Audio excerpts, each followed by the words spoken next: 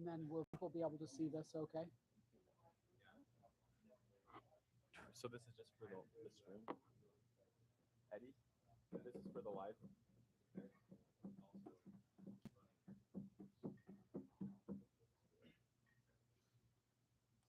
What if we were to cast up there instead of there?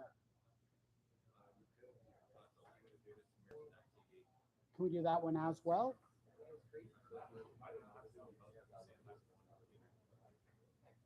I could have Tyler connect that one and just put it along. Tyler. Yes, sir. Let's cast your computer, this presentation from your computer on that screen, or to that screen. Those are in tandem. So just grab. Oh, they're in tandem. Yeah. Okay. So he connects to that one. Eddie, we're going to take a second computer, Tyler's. He's going to follow what Ethan's doing and hit those two TVs. Oh, it is? Okay. If not, we'll go this one. Do we need to? Yeah. Where is it? Over here?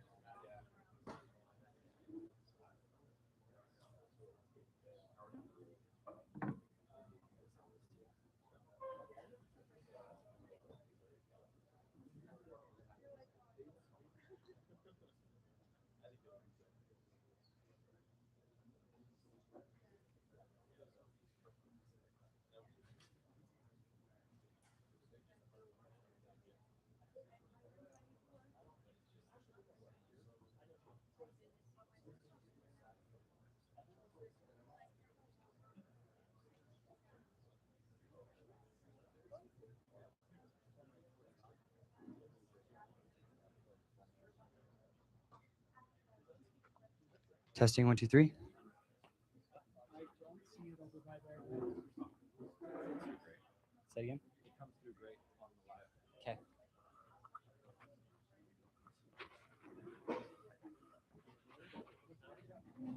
Okay. All good stuff. Yeah.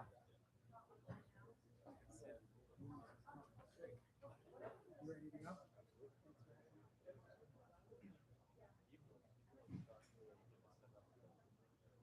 Okay, we'll start with Jim. You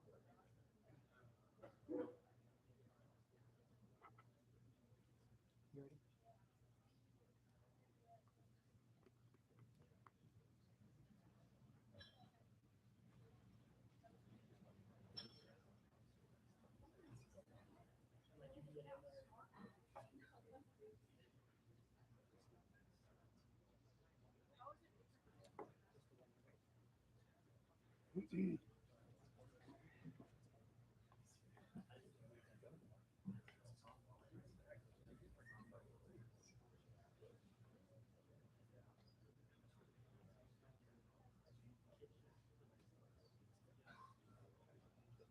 Ready?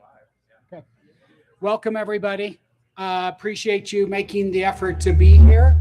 There's about 50-ish people here present live, and we have 50 people online today participating from around the country. So welcome everybody who are present and welcome everybody online. Good to have you with us. You're going to see something different today. You're still going to see ETA opportunities, but you're going to see a significant step up in quality of opportunities. Okay. Ethan's been working with Reed and others, and they've set a higher criteria. And according to Ethan, those that we've presented to you thus far, only 3 of those would have met today's criteria to be shown to you. So you're going to see stepped up presentations, and that's due to the literally thousands of opportunities that the team is looking at, narrowing that down to the very best to put those in front of you. So you're going to see a step up here. We'll turn it over to Ethan to present those in just a moment. But first, we have a guest here today. Jay Gravalga is here. Jay bought Cougar Tire. He was in Reed Tileston's class, ETA class at BYU. Those of you who haven't taken it, get into that class. Also, Reed teaches a workshop on ETA, a 3-day intensive workshop, and we'll get you more details on that. But those are critical training sessions to be prepared for this opportunity. But Jay was in Reed's class, and Reed had been to Cougar Tire, talked to the owner, went back, talked to Jay. Jay walked across the street and in time ended up buying it. I don't want to tell your story, Jay. You're here to tell your story. I think if you get close to those speakers, there's interference. So stay in this circle right here. Give it up for Jay Gravalga.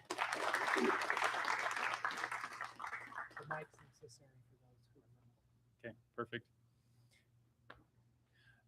All right, so he kind of, Corbin kind of told the first part of the story. I think Reed probably knows the first part of the story better than I do. But I don't know, this was a year and a half ago now. Reed teaches just one class at BYU about how to buy a business, right? Everyone's heard ETA here now. I feel like even just a year and a half ago, it wasn't as much of a buzzword as it is now, but he was on his way to campus, I think. On the way to Corbin's class, actually, to guest lecture. On his way to Corbin's class, and ended up getting a flat tire, stopped in at Cougar Tire, Reed's a guy that he'll talk to you about anything and everything, asked tons of questions, and he ended up finding out the guy was kind of tired of owning a business and was looking to sell. And then 2 months later, I signed up for Corbin's class, and I'm like, okay, well, I've got this car rental business. I was doing Turo at the time, just renting cars for people.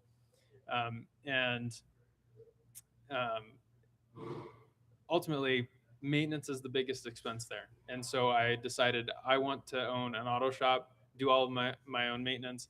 I didn't even realize ETA was a thing at the time. I was just like, I know I could probably buy a business.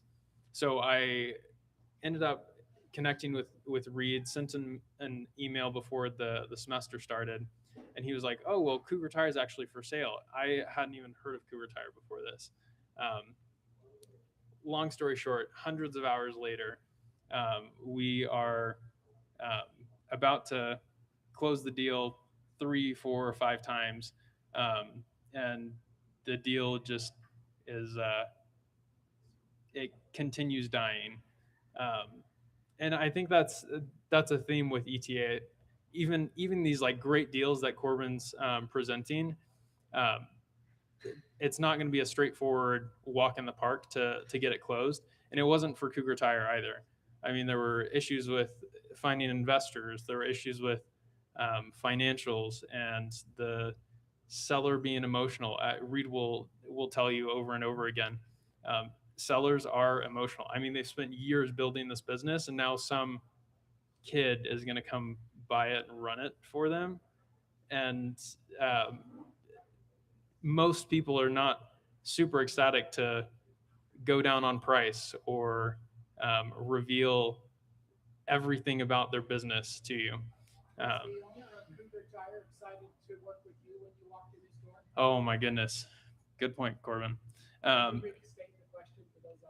Yeah, Corbin asked if the owner was excited to work with me. The first time that I walked into Cougar Tire, I think it was in January of 2025, and I say, hey, I've got this business. I'm looking to buy an auto shop. I'm a BYU student. And the owner goes, that's so funny. You're going to do great. I'm not going to sell my business to you. And it took, I think, 2 or 3 more times of. And then where did you go right after that? All over Provo. Office hours chatted about, and I was like, dude, go back. Yeah. And so with Reed's encouragement, I went to other auto shops and went back to Cougar Tire probably 2 or 3 times. Finally, after the 3rd time and lying to him and saying that I had $400,000 to give him, he said, okay, I'll take you seriously and actually and potentially do a deal with you. Throughout the entire process, though, with doing that that deal. I think it took 90 days from the first time I walked in to the day that we closed. And Reed will say this, like it's a marathon to get the deal closed, and it's a marathon afterwards. It's probably like 6 or 7 marathons after you actually get the deal closed. I'm right in the thick of it. We're 15 months in now. We've got another location about the same size down in Richfield, about 2 hours south of here.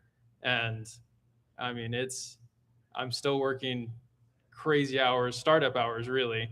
If anyone here has a startup, you're familiar with the grind that is. It's the same thing with ETA. It's a lot lower risk, but it's still just as much work if you want to get anything out of it, right? So I don't want to downplay how much work ETA is. If you haven't read Reed's book, Grit It Done, highly recommend it. It's all about his experience with ETA, and grit really is what you need in order to make ETA happen. Because if you're accepting no the first time that you hear it from anyone, then you're never going to close a deal. I heard no so many times from the seller of Cougar Tire before the deal actually crossed the finish line. And once the deal actually crossed the finish line, I'm still hearing no from all sorts of people, from customers, vendors. I mean, you're going to hear it all the time. And if you're going after more deals after your first one, you're going to continue to hear it from seller after seller after seller. And it's going to take thousands of no's before you get the one yes that matters, the 2 yeses that matter. And it's going to take tons of work and lots of sleepless nights. Does anyone here have a startup by show of hands? Okay, so we've probably got a dozen. How many hours would you say that you work on your startup in the average week? We talking like 40 hours a week, more than 40 hours, 50 hours, 60, about 60 or more? What I've learned out of ETA is that there's not really a work-life balance with it. I don't know. Reed's probably got some more insight on that, but no one ever tells you whenever you get into business ownership, ETA especially, about, you guys can't see it, but behind this desk right here, there's a ball and chain connecting me to Cougar Tire and to the other shops that we've got. Because once you get into ETA, I mean, most of the time you're signing a personal guarantee, you're like guaranteeing debt. No one tells you about the fact that like you can't just walk away. So there's 50 people here, 50 people online, all that are super excited about buying a business. And don't get me wrong, I would not trade this for the world. I love what I do, and I prayed for years to be where I am right now. But no one tells you that it's going to be hard. And Reed does a great job of like showing that in his book. But until you're in it, you don't realize. Like, I'd probably say what's the percentage of students that actually buy a business in your class? Right now, for BYU, it's actually 8%, which is crazily high. Yeah, that's insane. Yeah, I stopped counting after like 16 students. Wow. So let's say 8%, 8 people here buy a business, and those 8 people are going to be working just as many hours as those people that have startups and are working 60 plus hours. And they're probably going to have bigger issues that they're dealing with because you're dealing with more dollars coming into a business that's already running. Anyway, I've talked a lot. I'd love to answer just a couple of questions in the short time that I've got.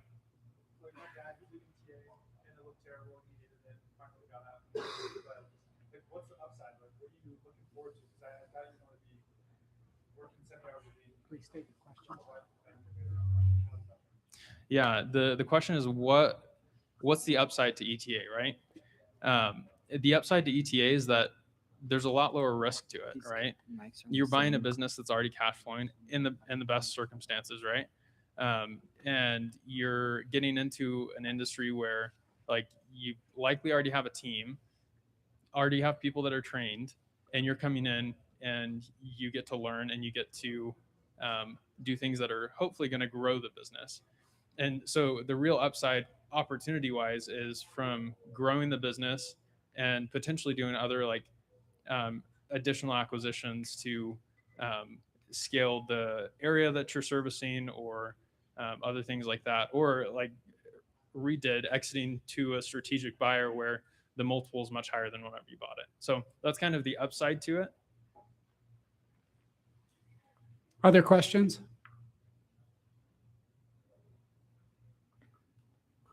When's your like approximate break even point where the time and money that you've had to put into it makes sense for what you've gotten out of it? Yeah, that's a very good question. I think it is going to depend on the business, really. And it's what it always comes down to. I have a mentor that I meet with weekly, and the thing that he always comes back to is like, does the math work? Like any decision that you're making, like, does the math work? And you can structure it however you want to. You're the one that decides the asking price or the sale price on the business. So if you're not willing to pay a 3x multiple, only a 2x multiple because the 3x makes your break even way far out in the future or something like that, then you get to decide that. Ultimately, like the math is in your favor because you get to control the variables. So it just totally depends on you and what you're willing to accept as far as deal terms. Were you always planning on buying multiple tire businesses, like, or were you just planning on getting Cougar Tire and like working that for your job, or were you always planning on doing like a big roll up? Yeah, I actually didn't know a roll up was a thing until Reed's class either, and it wasn't until after we got into the first auto shop that I was like, huh, this like 90 days we bought essentially over $1 million in revenue. And with my car rental business, it took 18 months to get to 6 figures in revenue. So I wasn't initially planning on doing multiple, but after doing the first one, I said, wow, it's so much easier to buy a business than it is to grow a business organically. In most cases, right? There's exceptions to that. But one thing that I will say, and I'm mentioning Reed a ton because he deserves all the credit with this. But he gave me the advice several months ago, right near the beginning, before getting crazy and going and buying a ton of businesses, all auto shops, whatever. Like become an expert in what you're doing in the first business, right? And I'm a stupid kid, so I didn't listen to him to begin with, and I like truly wish that I had, because he's way smarter than I am. Listen to your mentors, guys. Like they've been there, they've done it. Don't think you're smarter than them. Just listen. But now, like in the last 3 months, I've gone from barely knowing how to do an oil change to like knowing my business better than anyone else, and probably better than auto shop owners that have like been doing it for a few years now, right? There's so much learning that can be done whenever you care about it and want to like be the best that you can. But to answer your initial question, no, I didn't initially want to do this. It was just kind of happenstance that it came about. How hard would you say the people side of this was? Like when you bought Cougar Tire, how hard was it to keep like your good people on? And if they left, how hard was it to replace them? Oh man. In a service-based business, people are everything. And the people problem is the hardest part of it, I think. Right after we closed, we actually had our head technician leave 3 days later. It was one of those things where like if I had thought about it and I was smart about it, I would have had him sign some sort of an agreement saying he was going to stay for at least a year or something like that. It took us 6 weeks to find another one. And finding good technicians is really, really tough. However, I will say now that I know a lot more about cars, a lot more about the industry, like I feel a lot more confident in my ability to train someone to be what I need them to be, rather than like trying to hire the perfect person. But people are the hardest part of a service-based business, and honestly, of any business. Not to downplay systems and like the process, but people's always going to be the most difficult part. All right, we're going to wrap it up. Anything else, Jay, you want to share? I think two things. The first thing is you can do it. 8% of students in Reed's class have bought businesses. That's a huge percentage. I don't know what it is at like Harvard or like other MBAs, but like less than 1%. yeah, it's a ridiculous. Students are awesome. Yeah, BYU students are phenomenal. Like we are in the perfect place to do it, and you can totally do it, and you can totally be successful at it. The second thing I will say is I cannot emphasize enough. It is so much work. It is so much more work than you like have any idea about right now. And even me telling you this, if you remember it after you buy a business in a year, it's still more work than you think that it is right now. It's a ton of hours, a ton of sleepless nights, a ton of dealing with people issues that you never even imagined beforehand. And I don't want to downplay that enough. Like, don't go into this thinking that's rainbows and sunshine. It's a slog, and it's a ton of fun, and you can do it, but it's tough. So I don't want to downplay that at all. Like I'm right in the thick of it, and I mean Corbin did it, Reed's done it. It's tough, but you can do it, and there's so many people rooting for you. And most importantly, you have done it too. So give it up for Jay. Yeah. You've talked about how difficult it is. You've shared with me what your goals are for your business. Do you mind? Are you open enough to share your goals with them? What are your plans here? Yeah, the plan is to go out and acquire 50 of these shops over the next several years. And ultimately, there's a huge market for like wanting to buy these roll-ups, like private equity, other strategic buyers. I get hit up weekly by people trying to buy Cougar Tire. So there's so many opportunities to like exit from this if you and buy tons of these. So my plan is to go out and continue acquiring and make them better, and then ultimately sell and be able to come and be a mentor here or do something else. No, let's stick with be a mentor here. There's no need for something else. Give it up for Jay Gravalga. Nice one. Okay, I think there were some awesome insights there. There's somebody who's done what you are all here looking to do. He talked about the difficulty of this. This isn't easy, but this is a person who had his own startup and then did ETA. And he just said, significantly easier than doing a startup from scratch. That's what iHub is full of, is companies doing startups from scratch. And let me tell you, there's a key term we use with ETA, and that is de-risked.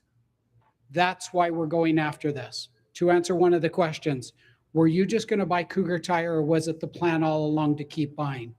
To Reed's point and education that he provides, this is about roll-ups. We need multiple locations. We need a concentration or a mass to be able to make this attractive to the market to purchase. Otherwise, we're buying ourselves a job. And that's not our goal. Okay? Jay was too humble to share. I'm going to share his goals with you. I hope he doesn't mind, but he's left, so he can't stop me. Jay wants to be at $100 million in enterprise value in 5 years. 50 locations, 5 years, $100 million in enterprise value. I think he'll still be in his 20s, maybe 30, early 30s when he hits that number. Why? That's why. Okay, Eth, where are you? You ready to go? We'll have Trace? for a minute. All right, come on up. Trace is in due diligence with the locksmith shop that we showed you in Florida. And we would just like him to take 2 minutes and tell you about his experience, what he's been doing in due diligence, and how this process is going. We heard about this last week from these guys, and we're going to hear from Trace today. Sweet. Thanks, Corbin. Yeah, so the Naples hardware business, it's a door and lock installation company. So it's been in business. It's an owner operator company for 26 years. So there's been a lot of kind of high key man risk there. So obviously where the owner is doing pretty much the entire job, he is the business. So separating the kind of the price and the, the value of the business from the owner has been kind of a real hard point there. But what the process looks like, over about a month ago, Ethan introduced me to the owner, and basically the only goal I had was to make this guy fall in love with me, right? I mean, Steve really had to like me as the entrepreneur, because as a business like his, there's huge numbers that he's bringing in yearly, and he's yeah. So in 2023, and he's also seen some crazy growth. His margins have almost doubled over the last 3 years. So in 2023, he was, making about 260,000. 24, that number jumped to about 450, and then in 25, he's now, I think it was almost $600,000, just over the last 3 years. And so when I brought that up to him, I'm like, "Hey, Steve, why are your margins so different?" Right? He's just like, "Well, other places don't really have another option aside from his business." So he just decided to increase his numbers, and every single place that he has stuck around with him. So, yeah, it's really shot up his margins. But that said, where his work's kind of been the same, a lot of the evaluations that we've had to do there are based on, like his EBITDA, SDE, right?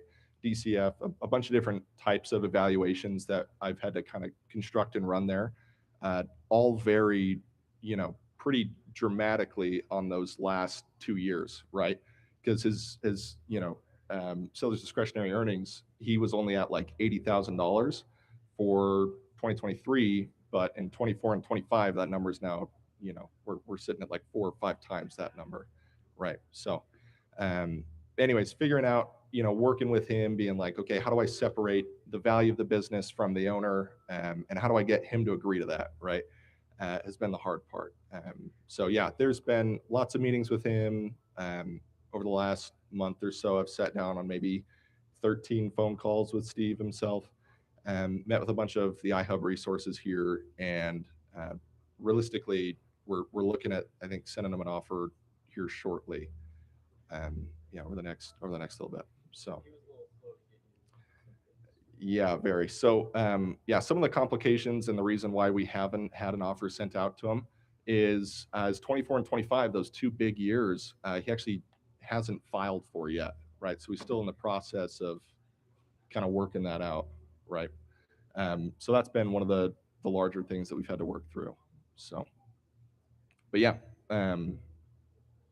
been a lot there. So it's been a lot of really, really hard work. I've probably put in maybe 120 hours to this sucker over the last month, just really trying to get it done, and figure out what it's worth to Steve to close on this. So thanks.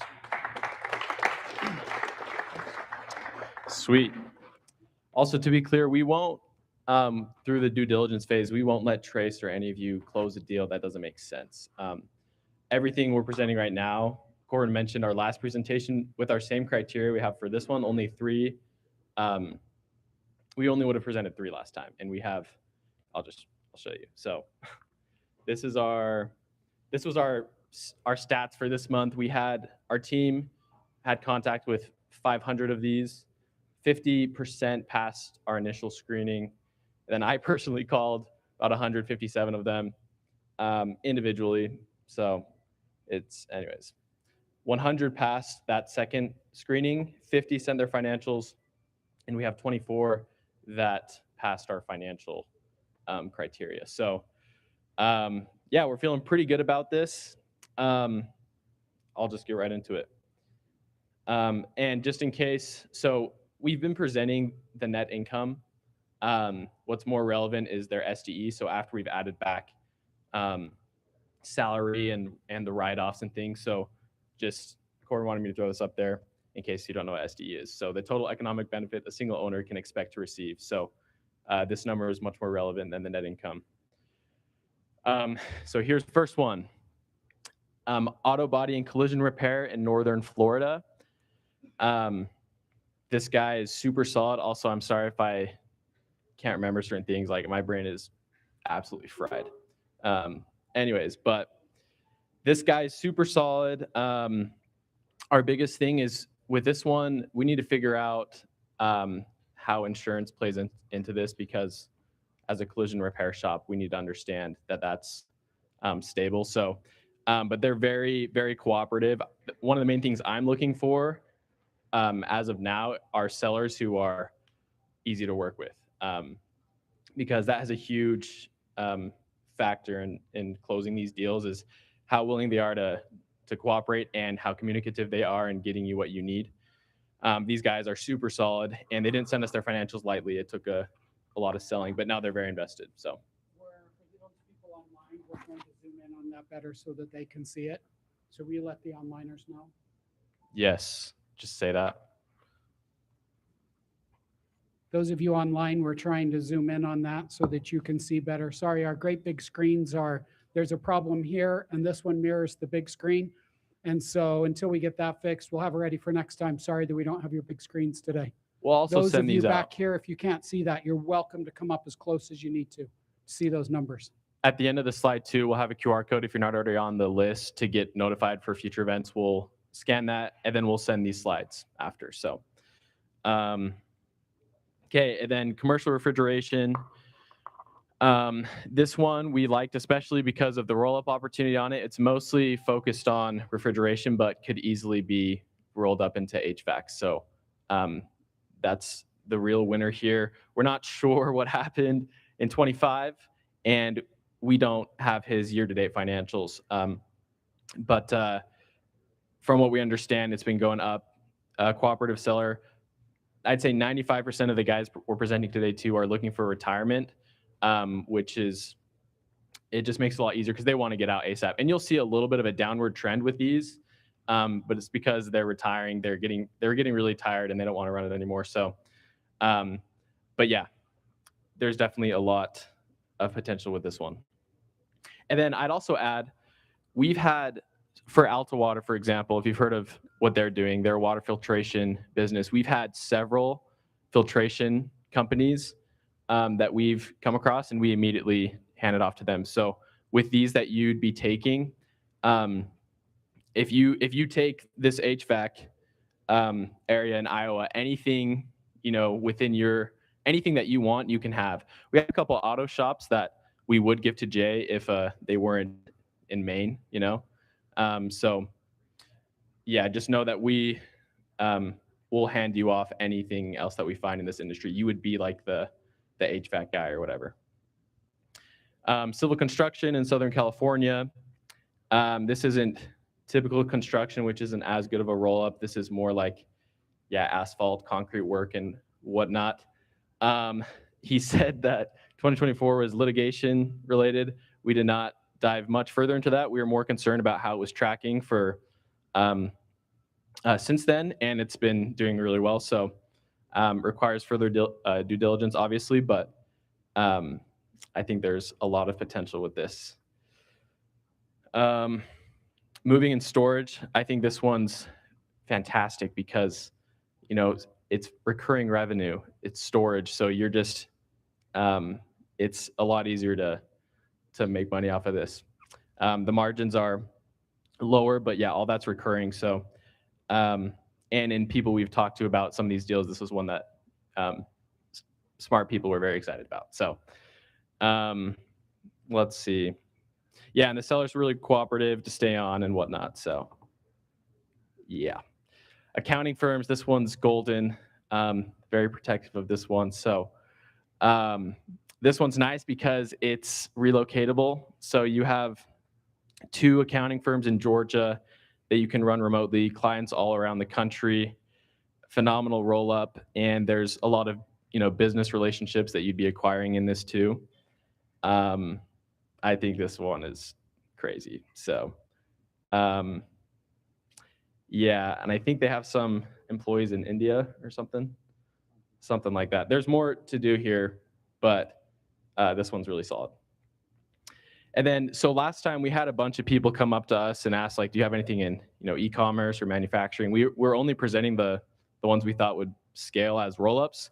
Since then, we're just presenting what we have, assuming the financials are good. So this one's smaller than the other ones we're presenting, but it's an e-commerce business primarily through Amazon.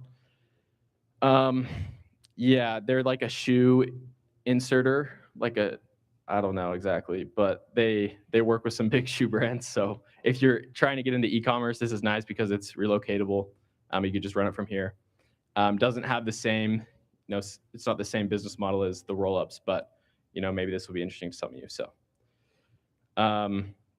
loss control, this is another one the smart people were excited about because people need to do it with the Occupational Safety and Health Administration. So they literally need your business. Southern California, this seller is also super, super, super easy to work with. So it'd be really, anyways, that's a major hiccup with these. But this guy's super solid. And I think this has a ton of potential for a roll-up. And then there should be more add backs too that we haven't verified. So that SDE is probably higher. Painting contractor in Minnesota. Yeah, this guy's pretty solid. He's not trying to retire. He wants to move to the DR and relax or something, but he's in his 50s. Anyways, he's a nice guy though.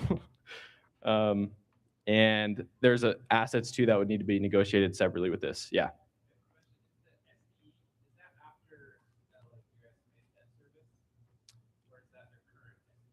I believe that's the current SDE. Yeah. So, and once we pair you off with a deal, we'll give you access to everything we have. And we know that this is accurate.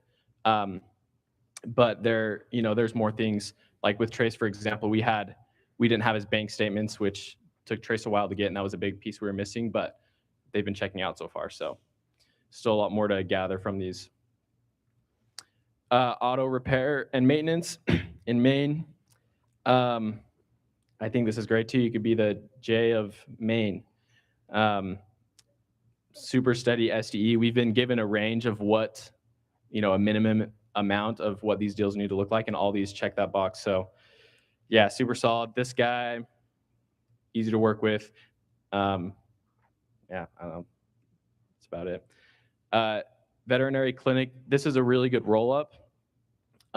It's not doing as well for this year. So there's more due diligence worth looking into, but the roll-up is really solid on this. So a lot of scalability on this one.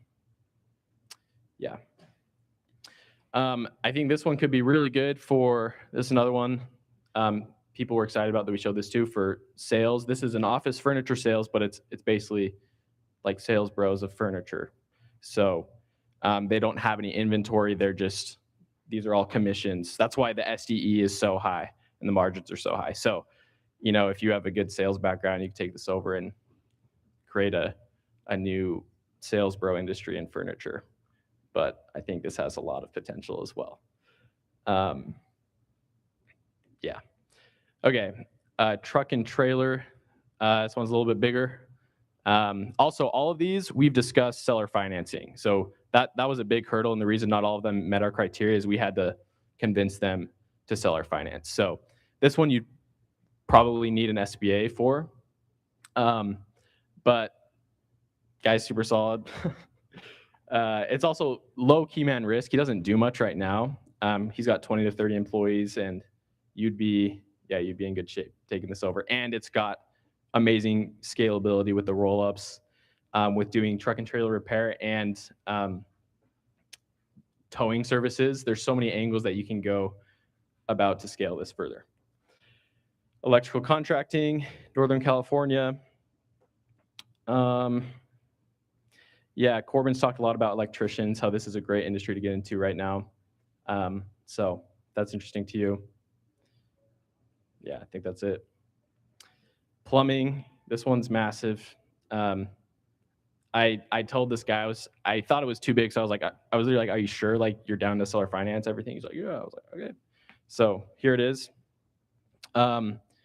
The 5.6 is what customers have, agreed to pay. Not all that's received as of yet. But yeah, super solid as well. Great roll up and pretty close in California. So automotive in oh crap, where was this one? New Jersey. Sorry, I forgot to put the location on there. This one's pretty solid. He does a lot of under the table stuff that we need to. He claims that it's worth more because he makes a lot more, but we're like, if we can't verify that, then we're not going to pay for it, and he gets that. So we could acquire this for pretty cheap. We've had several discussions with him, and yeah, I think this is really solid. If we'd be approaching it assuming that the under the table stuff doesn't check out, which is why we get a great deal on this, but also we talked with Jay. Jay looked at this one. We had another auto guy, and they both said this was a fantastic deal. So, and it's in New Jersey again, if you missed that. This one we presented last time. Seller super solid. We had a ton of interest on this one. For some unforeseen reasons, on the jockey side, in the last week or so, it fell through. Guys still super interested. So I know a lot of you were interested in this one, but I thought since it was so close to this meeting, I would just present it again and see what else we have. And then this time we have his SDE too, which makes a big difference. He's super willing to, really anxious to sell. And yeah, this one's it's kind of in the middle of Utah. So it's not like in Utah Valley or anything if you're willing to go over there. But yeah. Physical therapy practice. Yeah, pretty solid. I don't really know what else to say about this one. Let's move on. Another landscaping. This one's really big. In Illinois, you probably need SBA on this one. But yeah. Okay, this is another non-roll-up health and wellness beverage. The owner has a few other things he's doing, another business that's doing better that he wants to pursue. So he's looking to get rid of this one. It's been running since 24.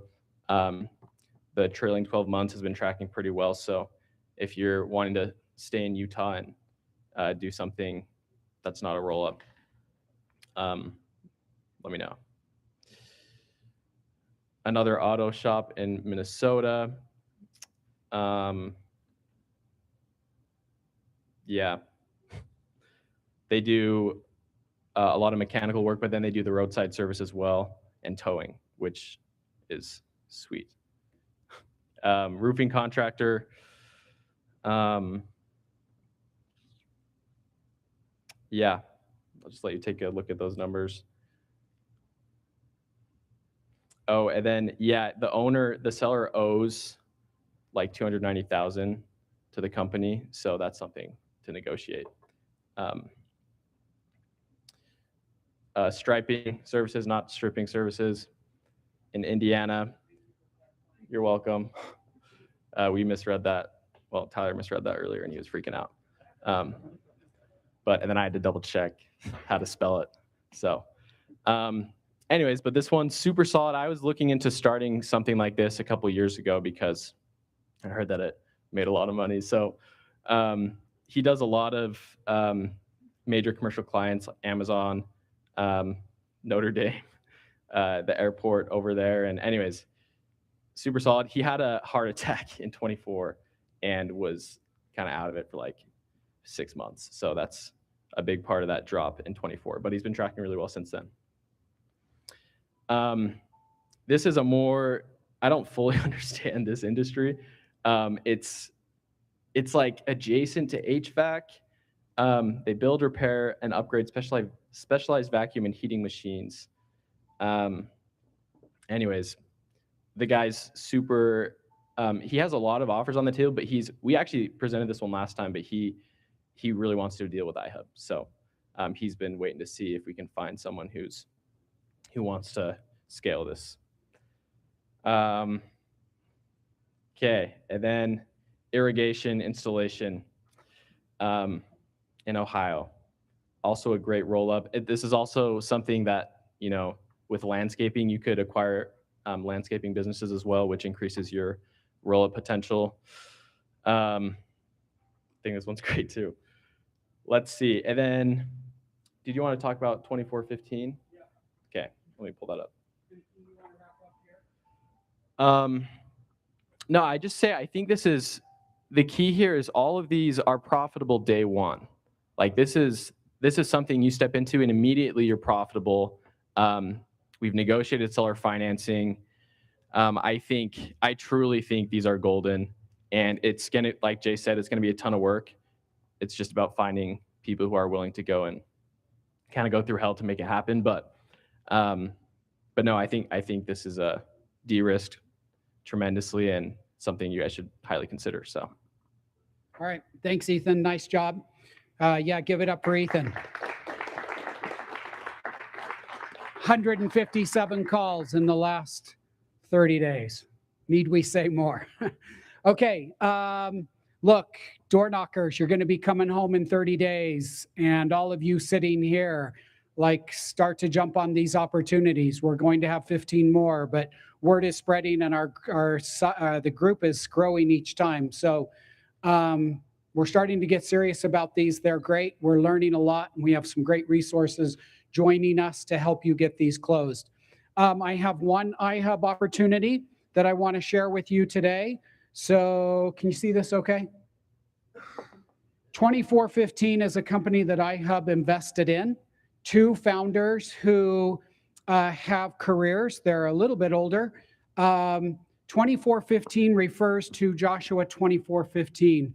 And on the inside of the cap, you read, "As for me and my house, we will serve the Lord."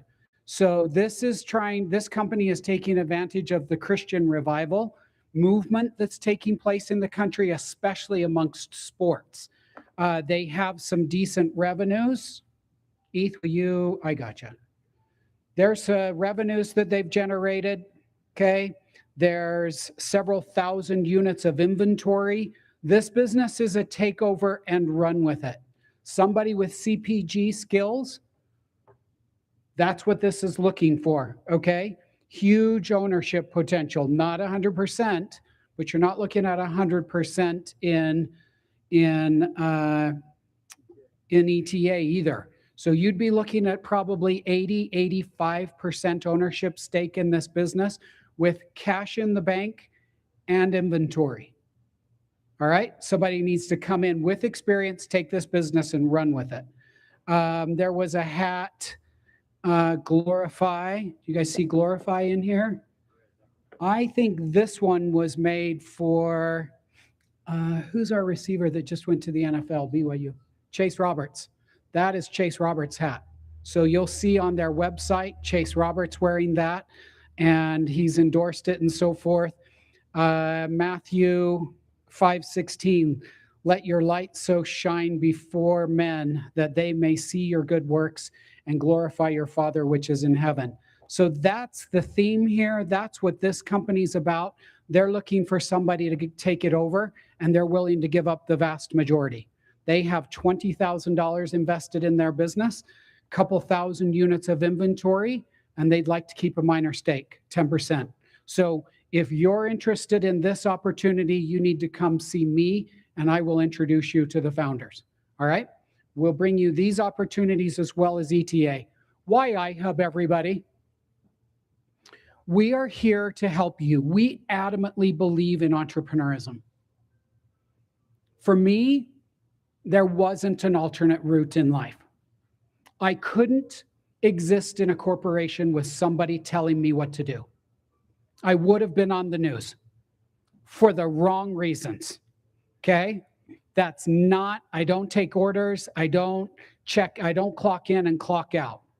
If that's you, iHub is here to help facilitate either you and your business idea or to help you with business ideas.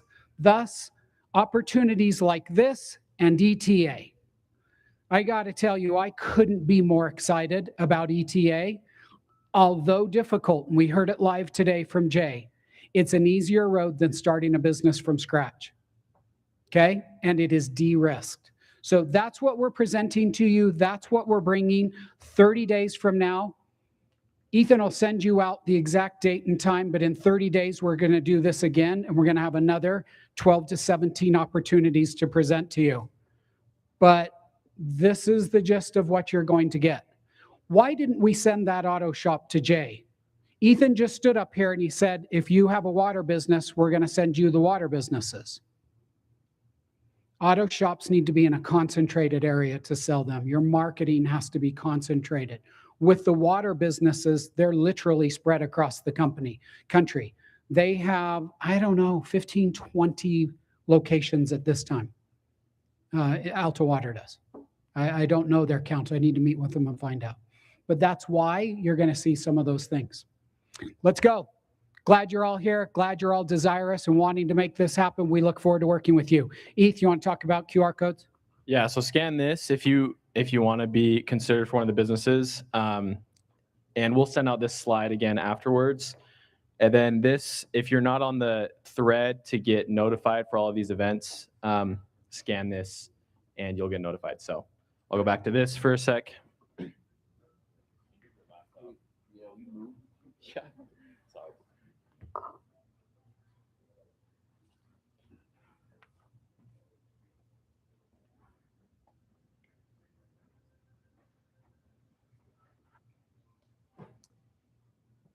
And then here's to join the thread. So I'll stick around if you have any questions. My partner Tyler here can also help you if you have any questions. And Shaden Jackson, I don't know if you guys can answer any questions too. So yeah, we'll see you guys sometime next month. We'll send it out. Thanks.